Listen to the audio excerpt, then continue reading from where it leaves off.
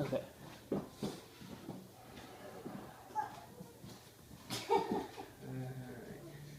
Hello, welcome to Tyler Rogers' speech.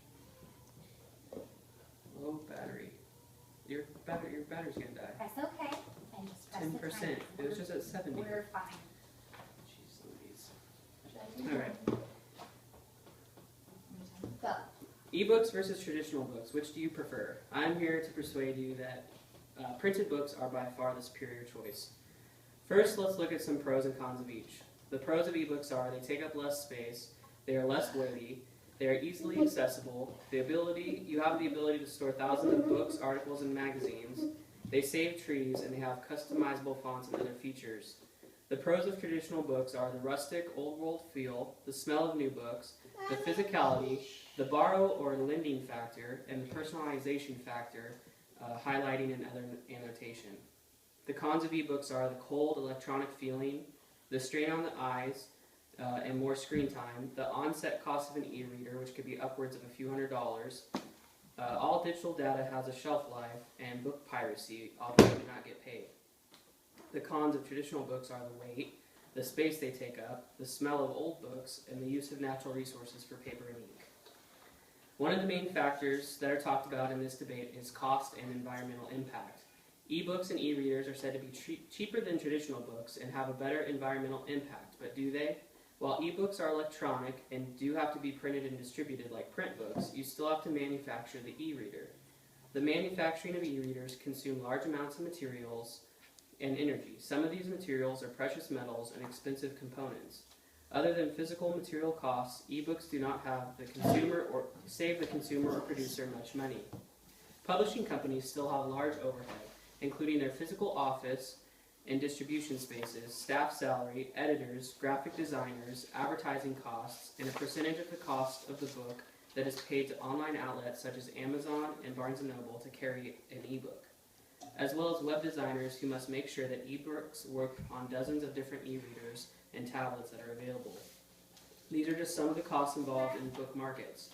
Basically, other than the ink, paper, and shipping of a paper book, which could be a small percentage of printing a book, an ebook takes just as much work and cost to produce.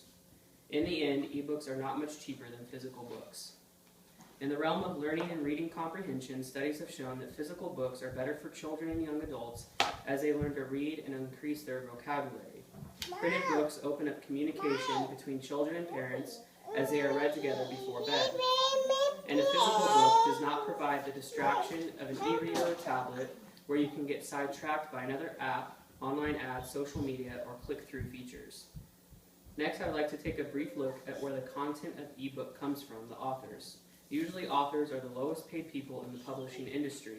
With some ebooks being as low as 99 cents, how much do you think the author is actually paid?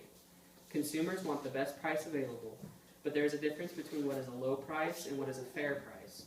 As with the music industry and the artists who are creating the music, we are seeing the people who actually make the content we enjoy being paid the least amount of money for the largest contribution to the product. The staggering low price of some ebooks drastically cut the share of the author who wrote the book. How about the feel of a book? There's nothing like grabbing a book and relaxing on the couch with a fire burning and rain falling outside. Yes, you could do that with an e-reader, but does it smell the same? Does it feel the same? Can you rustle and flip through the pages? The rustic, old-world feeling of having a physically printed book in your hands are one of the joys of this world. An e-reader's digital content also has a short shelf life.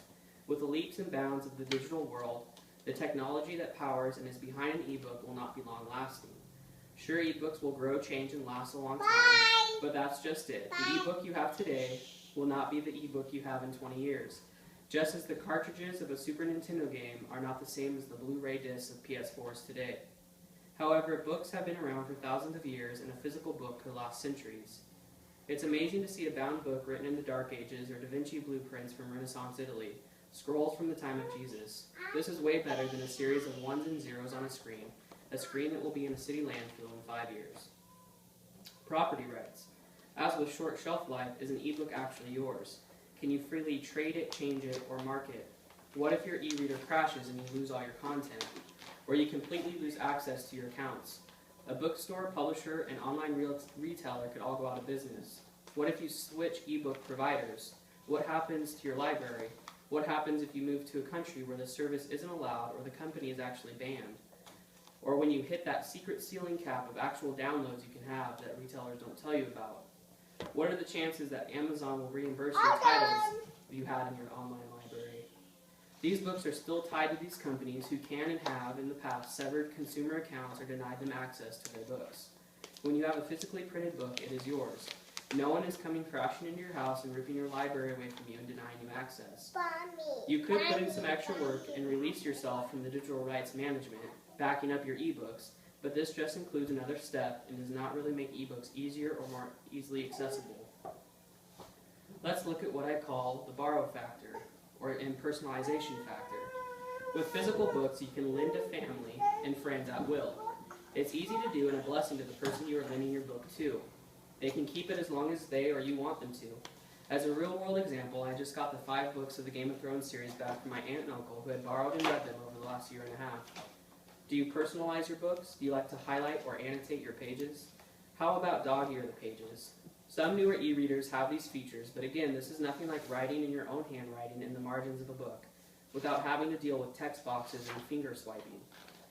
I'll leave you with this final thought. Whatever your feelings or convictions on this issue, it really comes down to personal choice.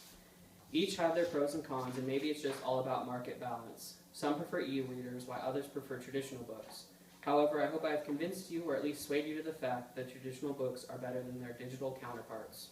Thank you. Well, I'm convinced. You convinced her. We're all convinced. I'm actually not convinced. That sounded like a bunch of BS to me. Just throwing out the reels.